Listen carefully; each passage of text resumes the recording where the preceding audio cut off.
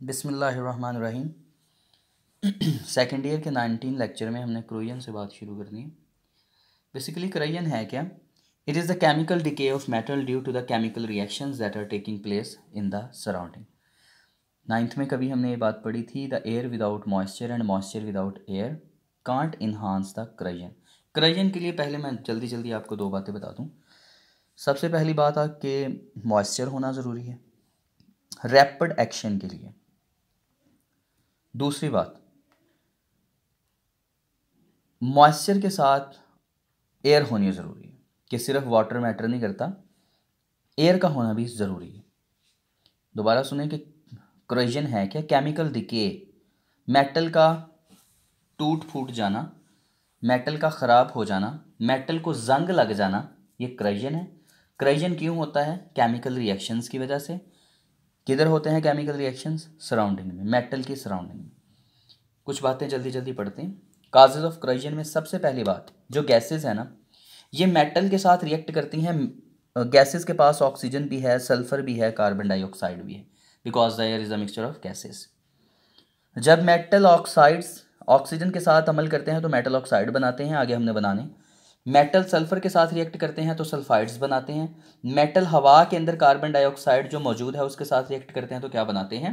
Carbonates बनाते हैं। अब इन तमाम चीज़ों के साथ एक ऐसी क्रोजन भी है जो कि बेनिफिशियल है, जो अच्छी है।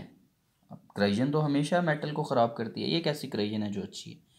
अगर आप एग्जांपल देखें एल्यूमिनियम की, तो एल्यूमिनियम को कहते हैं जंग नहीं लगता, हालांकि एल्यूमिनियम को जंग लगता है। एल्यूमिनियम हवा के अंदर ऑक्सीजन के साथ रिएक्ट करके बनाता है Al2O3। या एल्यूमिनियम का अगर आपने एक रॉड लिया हुआ है, देखें छोटा सा रॉड एल्यूमिनियम का लिया है, इस रॉड के ऊपर क्या होता है? ये मैंने छोटे छोटे बबल बनाए हैं, ये किसके बबल हैं? एल्यूमिनियम की जो सरफेस है उसने ऑक्सीजन के साथ रिएक्ट किया और क्या बना दिया? Aluminium oxide. अब ये जो एल्यूमिनियम ऑक्साइड है ये हार्ड है, अब इसका ऑक्साइड बहुत हार्ड है, एल्यूमिनियम मेटल से अच्छा है। अब ये क्या करेगा? इस पूरी की पूरी मेटल को सराउंड कर लेगा। ऊपर वाली लेयर के ऊपर पहले जंग लगेगा और ये जंग लगना क्या करेगा? पूरी मेटल को सराउंड कर लेगा। और जब ये मेटल को सराउंड कर लेगा तो मज़ीद ना तो नीचे ऑक्सीजन जा सकती है, ना ही मज़ीद नीचे वाटर पेनिट्रेट कर सकता है, जिसकी वजह से जो नीचे वाली एल्यूमिनियम है वो क्या कर जाती है? बच जाती है। तो ऐसी क्रोजन जिसमें ऊपर वाली सतह को सिर्फ रिएक्ट करवाना पड़ता है ऑक्सीजन के साथ और वो कन्वर्ट हो जाती है स्पेशल ऑक्साइड्स में, और वो ऑक्साइड्स हार्ड होते हैं, टफ होते हैं, मज़ीद वाटर या ऑक्सीजन को नीचे जाने नहीं देते। तो ऐसी हालत में एल्यूमिनियम क्रोजन से बच जाती है। तो ऐसी क्रोजन क्या हुई? Beneficial corrosion. Another cause of the metal corrosion is a presence of the water is responsible for the corrosion. दो बातें आपको बता चुका हूँ, the air without water and the water without air can't enhance the corrosion. Metal का बर्बाद होना दो बातों पे डिपेंड करता है कि जो एयर है वो मॉइस्चर वाली होनी चाहिए और जो यह मॉइस्चर है वो एयर वाला होना चाहिए। वाटर करता क्या है? जो मेटल के ऑक्साइड्स हैं, सल्फाइड्स हैं, कार्बोनेट्स हैं, इनमें से यूजुअली ऑक्साइड, सल्फाइड और कार्बोनेट जो मेटल के हैं ये वाटर के अंदर डिज़ोल्व हो जाते हैं। पहले बनते हैं, बनने के बाद ये पानी में डिज़ोल्व हो जाते हैं, जिसकी वजह से जो मेटल की परत है वो क्या हो जाती है? शॉर्ट से शॉर्ट, बारीक से बारीक। पहले मेटल के सरफेस के ऊपर ऑक्साइड बनते हैं, वो ऑक्साइड हवा के अंदर, वाटर के अंदर, हवा के अंदर जो वाटर है उसमें डिज़ोल्व हो जाते हैं, या जब कभी बारिश आई वो उसमें डिज़ोल्व हो गए, और जब वो डिज़ोल्व हो गए तो वो ऊपर से उतर गए। जब वो मेटल के ऊपर से उतर गए तो क्या हो जाएगी? मेटल वक्त गुजरने के साथ उसकी परत, उसकी लेयर बारीक से बारीक होती चली जाएगी। इसके साथ जो वाटर है ये इलेक्ट्रोकेमिकल प्रोसेस को इंक्रीज़ करवाता है, जो हमने आगे इलेक्ट्रोकेमिकल थ्योरी में पढ़ना है, वो आपको सिखाता हूँ ये कैसे वाटर है इन्हांस करता। इलेक्ट्रोकेमिकल थ्योरी ये बताती है कि जो प्योर मेटल है ना, प्योर मेटल 100% प्योर मेटल, उसको क्रूड करवाना, उसको जंग का लगना मुश्किल है। मेटल को जंग उस वक्त लगता है, मेटल क्रूड उस वक्त होती है जब वो इम्प्योर हो। ये एक एग्जांपल से आपको समझाना है, एल्यूमिनियम और कॉपर की एग्जांपल के साथ, और गैल्वेनिक सेल एस्टेब्लिश होता है। अगर कभी आपको फर्स्ट ईयर का थोड़ा सा टॉपिक स्टैंडर्ड रिडक्शन पोटेंशियल याद हो तो हमने पढ़ा था, जब दो मेटल इन कॉन्टैक्ट हों, जब दो मेटल्स आपस में कनेक्ट हों, तो एक मेटल ऐसी होती है उन दो मेटल में से जो इलेक्ट्रॉन देने के लिए अच्छी है, और एक ऐसी है जो उसमें से इलेक्ट्रॉन किसी हद तक एक्सेप्ट करने के लिए अच्छी है। वैसे तो सारी मेटल इलेक्ट्रॉन देती हैं, लेकिन कोई एक मेटल ऐसी है जो इलेक्ट्रोपॉजिटिव ज़्यादा होती है और उसका स्टैंडर्ड रिडक्शन पोटेंशियल कम होता है, तो वो एक्ट करती है एज अ एनोड। और जिस मेटल का रिडक्शन पोटेंशियल ज़्यादा होता है वो इलेक्ट्रॉन को एक्सेप्ट करके एक्ट कर रही होती है कैथोड के तौर पर। चलिए शुरू करते हैं। प्योर मेटल को क्रूड करवाना मुश्किल है, लेकिन अगर कोई चीज़ इम्प्योर है, मेटल इम्प्योर है, इम्प्योर होने का मेटल होने का मतलब कि दो मेटल्स जो आपस में मिल गई, उन मेटल्स का मिलना इम्प्योरिटी कहलाता है। अगर आप इलेक्ट्रोकेमिकल सीरीज़ में देखें तो आपको ना इस एक एग्जांपल से बात समझाता हूँ। एल्युमिनियम और कॉपर, सपोज करें कि कॉपर के अंदर एल्युमिनियम है, कॉपर के अंदर एल्युमिनियम की इम्प्योरिटी है। अब क्वेश्चन ये है कि क्या कॉपर ज़्यादा जल्दी जंग आलूद होती है या एल्युमिनियम, या जब कॉपर और एल्युमिनियम आपस में मिक्स हों, यानी कोई भी मेटल प्योर नहीं है, दोनों मेटल इम्प्योर हैं, इसके अंदर इसकी इम्प्योरिटी कह लो या इसके अंदर इसकी इम्प्योरिटी कह लो, एक ही बात है। अब क्वेश्चन ये है कि क्या होगा जब मेटल्स इम्प्योर हो जाती हैं, तो क्या होगा। आपने कभी पढ़ा था गैल्वेनिक सेल एस्टेब्लिश हो जाता है जब दो मेटल्स आपस में कनेक्ट होती हैं। सुनिएगा, एल्युमिनियम इलेक्ट्रोकेमिकल सीरीज़ में ऊपर है, इसका मतलब इसका रिडक्शन पोटेंशियल कम है। रिडक्शन पोटेंशियल कम होने से मुराद इसके पास इलेक्ट्रॉन देने की टेंडेंसी ज़्यादा है, इलेक्ट्रॉन एक्सेप्ट करने की टेंडेंसी कम है। एल्युमिनियम से नीचे है कॉपर इलेक्ट्रोकेमिकल सीरीज़ में। नीचे जैसे जैसे आप इलेक्ट्रोकेमिकल सीरीज़ में नीचे की तरफ मूव करते हैं, स्टैंडर्ड रिडक्शन पोटेंशियल बढ़ता चला जाता है। स्टैंडर्ड रिडक्शन पोटेंशियल बढ़ने से मुराद वो मेटल कम इलेक्ट्रोपॉजिटिव होती चली जाती। कम इलेक्ट्रोपॉजिटिव होने का मतलब उसके पास इलेक्ट्रॉन को डोनेट करने की टेंडेंसी कम से कम होती चली जाती है। तो एल्युमिनियम ऊपर की तरफ अवेलेबल है, इसका मतलब इसके पास इलेक्ट्रॉन देने की टेंडेंसी ज़्यादा है, किसकी निस्बत, कॉपर की निस्बत, क्योंकि कॉपर इलेक्ट्रोकेमिकल सीरीज में नीचे की तरफ अवेलेबल है as compare to the aluminium. Aluminium जल्दी ऑक्सीडाइज हो जाएगी, इसका मतलब ऑक्सीडाइज होने का मतलब वो जल्दी से इलेक्ट्रॉन देके पॉजिटिव चार्ज ले आएगी, किसकी निस्बत, कॉपर की निस्बत। कॉपर की टेंडेंसी इससे कम है, इसका मतलब ज़्यादा ताकतवर एल्युमिनियम है एज कंपेयर टू कॉपर। तो एल्युमिनियम के पास इलेक्ट्रॉन देने की ताकत कहीं ज़्यादा कॉपर से अवेलेबल है। अब सपोज करें कि यहाँ पे एक छोटी सी डायग्राम से समझाता हूँ। ये दो मेटल का कॉम्बिनेशन है, एल्युमिनियम और कॉपर, ये दो मेटल का कॉम्बिनेशन है। सपोज करें बारिश हुई, बरसात का मौसम है, या वैसे ही समझ लें कि हवा के अंदर मॉइस्चर है। अगर हवा के अंदर मॉइस्चर है तो हवा के पास कार्बन डाइऑक्साइड भी है। मॉइस्चर मतलब वाटर के वेपर्स या वाटर का जो मॉइस्ट कंडीशन है वो रिएक्ट कर जाता है CO2 के साथ और बनाता है H2CO3 कार्बोनिक एसिड। ये बेशक वीक एसिड है लेकिन ये एसिड है। पहले CO2 और वाटर मिलके क्या बनाते हैं, कार्बोनिक एसिड। फिर कार्बोनिक एसिड कायनात में जितने भी एसिड हैं वो अपने प्रोटॉन दे देते हैं, H2CO3 कन्वर्ट हो जाता है H पॉजिटिव और HCO3 नेगेटिव में। वाटर के अंदर अगर एसिड अवेलेबल है तो आपको ये बात याद होनी चाहिए कि वाटर का जो आयोनाइजेशन कांस्टेंट है उसको बढ़ाया जा सकता है by the small addition of acid और बेस। थोड़ा सा एसिड डाल दें, वाटर की अपनी आयोनाइजेशन भी बढ़ जाएगी, H पॉजिटिव और OH नेगेटिव बनना शुरू हो जाएंगे।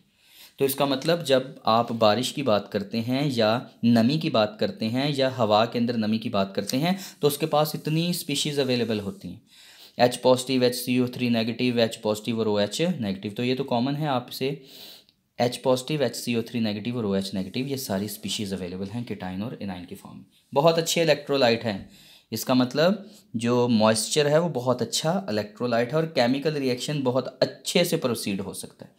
अब ज़रा इधर डायग्राम पे गौर करें।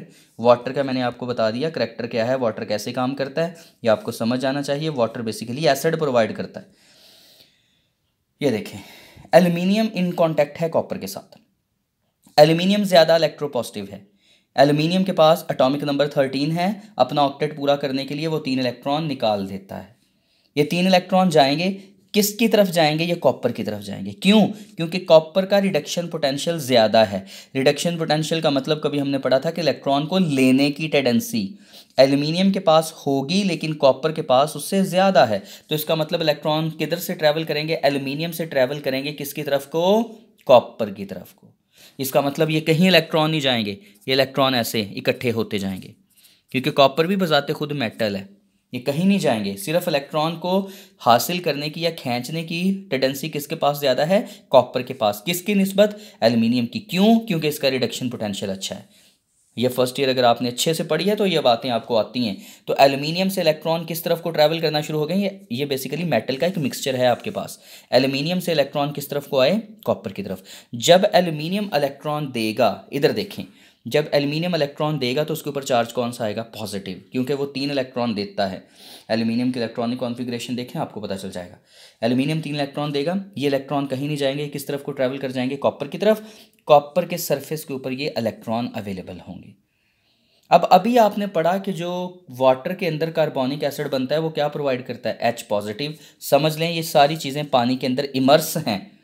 ये वाटर के अंदर इमर्स होने का मतलब समझ लें बारिश हुई है और ये सारी चीज़ें पानी में डूबी हुई हैं। ये बेसिकली पानी में नहीं डूबी, ये इलेक्ट्रोलाइट्स के सॉल्यूशन में डूबी हुई हैं। ये वाटर नहीं है, बल्कि ये कार्बोनिक एसिड का सॉल्यूशन है, जिसके पास एच पॉजिटिव भी है, ओ एच नेगेटिव भी है, HCO3 नेगेटिव भी है। अब एच पॉजिटिव जो है ये समझ लें वाटर ऊपर पड़ा है, इसमें से एच पॉजिटिव क्या करते हैं, ये इलेक्ट्रॉन को गेन करते हैं। किन इलेक्ट्रॉन को, जो एल्यूमिनियम दे दिए थे।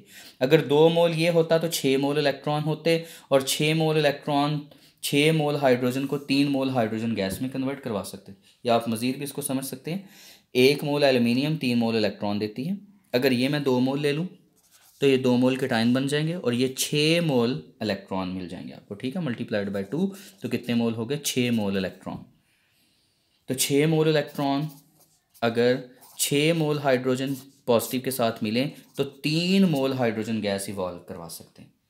तो यहाँ से हाइड्रोजन गैस इवॉल्व हो जाती है और बेचारी जो कॉपर ने अपने इलेक्ट्रॉन दिए वो अब इसके इलेक्ट्रॉन इस्तेमाल हो गए। एल्यूमिनियम ने जो इलेक्ट्रॉन दिए वो इस्तेमाल हो गए, कॉपर ने नहीं किए। कॉपर की तरफ सिर्फ ट्रैवल करके गए हैं, क्योंकि अगर ये एल्यूमिनियम प्योर होती तो इसको कुछ भी नहीं होना था। इससे इलेक्ट्रॉन खींचने वाली चीज़ कॉपर है। इलेक्ट्रॉन खींचे जाते हैं क्यों, क्योंकि इसका रिडक्शन पोटेंशियल अच्छा है। एल्यूमिनियम की निस्बत इलेक्ट्रॉन का रिडक्शन पोटेंशियल इसके लिए अच्छा है। तो इलेक्ट्रॉन हमेशा उस वक्त ट्रैवल करते हैं रिडक्शन पोटेंशियल के मुताबिक, इलेक्ट्रोकेमिकल सीरीज़ के मुताबिक, जब 2 मेटल आपस में इन कॉन्टैक्ट हों। अगर मेटल का कोई कांटेक्ट नहीं है तो इलेक्ट्रॉन की ट्रांसफेरेंस भी नामुमकिन है। गैल्वेनिक सेल आप एक बार स्टडी कर लें दोबारा। तो एल्यूमिनियम से इलेक्ट्रॉन किस तरफ को गए, कॉपर की तरफ। कॉपर के ऊपर हैं तो हर तरफ ही वाटर अवेलेबल, लेकिन जिस तरफ कॉपर एक्सपोज है वो कॉपर से इलेक्ट्रॉन किस तरफ को जाना शुरू हो गया, एच पॉजिटिव की तरफ। जैसे ही एच पॉजिटिव की तरफ गए क्या बनना शुरू हो गया, हाइड्रोजन गैस इवॉल्व होना शुरू हो गई और एल्यूमिनियम के इलेक्ट्रॉन इस्तेमाल होते जा रहे हैं। ये देखें, एल्यूमिनियम खुद किस में कन्वर्ट होगी, Al3 पॉजिटिव में। अब ये जो Al3 पॉजिटिव है ये किसके साथ रिएक्ट कर जाएगी, आपके पास OH नेगेटिव भी तो है। ये देखें OH नेगेटिव भी आपके पास है। अगर OH नेगेटिव है तो एल्यूमिनियम किस में कन्वर्ट होगी, AlOH/3, एल्यूमिनियम हाइड्रोक्साइड। और एल्यूमिनियम हाइड्रोक्साइड क्या हैं, ये डिज़ोल्व हो सकते हैं किसके अंदर, ये जो सोल्यूशन बनाया हुआ है ना आपने वाटर का, ये इसके अंदर ये क्या हो जाते हैं, वाटर के अंदर डिज़ोल्व हो जाते हैं। तो जिसकी वजह से जो मेटल की लेयर है, एल्यूमिनियम के इस्तेमाल होने की वजह से मेटल की लेयर क्या करती चली जाएगी, एल्यूमिनियम के साथ मेटल की जो लेयर है, तो एल्यूमिनियम वक्त गुजरने के साथ जो एल्यूमिनियम की लेयर है वो बारीक से बारीक होती जाएगी। क्यों, क्योंकि एल्यूमिनियम कन्वर्ट होती चली जाएगी एल्यूमिनियम हाइड्रोक्साइड में। किस प्रोसेस के थ्रू, सारा आपको मैंने लिख के बता दिया। क्यों जाते हैं ये इस तरफ, इसकी रिडक्शन पोटेंशियल ज़्यादा है, इसके इलेक्ट्रॉन इस्तेमाल होते जा रहे हैं, हाइड्रोजन बनती जा रही है। एल्यूमिनियम जो केटाइन है वो हाइड्रोक्साइड आयन के साथ AlOH3 बनाता है, ये किस में, वाटर में डिज़ोल्व हो जाती है और एल्यूमिनियम की लेयर पतली से पतली होती चली जाएगी। तो यहाँ से हमने क्या कंक्लूजन निकाला, अगर ये एल्यूमिनियम प्योर होती तो इसको जंग नहीं लगना था, इसकी लेयर कमज़ोर नहीं होनी थी। अगर ये कॉपर प्योर होता तो कॉपर की तरफ भी इलेक्ट्रॉनों ने ना आना था ना जाना था। ये काम कब शुरू हुआ, गैल्वेनिक सेल कब इस्टेब्लिश हुआ, गैल्वेनिक सेल उस वक़्त इस्टेब्लिश हुआ जब हमारे पास कोई एक मेटल ज़्यादा रिडक्शन पोटेंशियल वाली हो और एक उससे कम रिडक्शन पोटेंशियल वाली हो, तो जिस वजह से इलेक्ट्रॉन ट्रैवल करना शुरू हो जाते हैं और वही इलेक्ट्रॉन फिर इस्तेमाल भी होते हैं। अगर एल्यूमिनियम से इलेक्ट्रॉन तो ले लिए जाते, लेकिन अगर ये इस्तेमाल ना होते तो एल्यूमिनियम ने क्या करना था कि दोबारा इन इलेक्ट्रॉनों को गेन कर लेना था। लेकिन एल्यूमिनियम के ये जो इलेक्ट्रॉन हैं ये इस्तेमाल हो जाते हैं हाइड्रोजन गैस बनवाने के लिए। So it means when the two metals are in contact with each other, the galvanic cell is established, and when the galvanic cell is established, it means the corrosion is enhanced. और ये सारा reaction तब होना है जब water with air और air with water, अब air में से क्या निकला, कार्बन डाइऑक्साइड, और वाटर के साथ रिएक्ट करके किस में कन्वर्ट हो गई, कार्बोनिक एसिड। कार्बोनिक एसिड और पानी का जो सोल्यूशन बनता है, ये कार्बोनिक एसिड का सोल्यूशन है जो बहुत अच्छा इलेक्ट्रोलाइट है, और सारा केमिकल प्रोसेस इसी की वजह से होता है। इंशाल्लाह नेक्स्ट लेक्चर में हम इसकी प्रिवेंशन पढ़ेंगे कि क्रूजन से बचने के तरीके कौन कौन से हैं और वो किस तरह हेल्प आउट करते हैं क्रूजन से बचने के लिए। अल्लाह हाफिज़।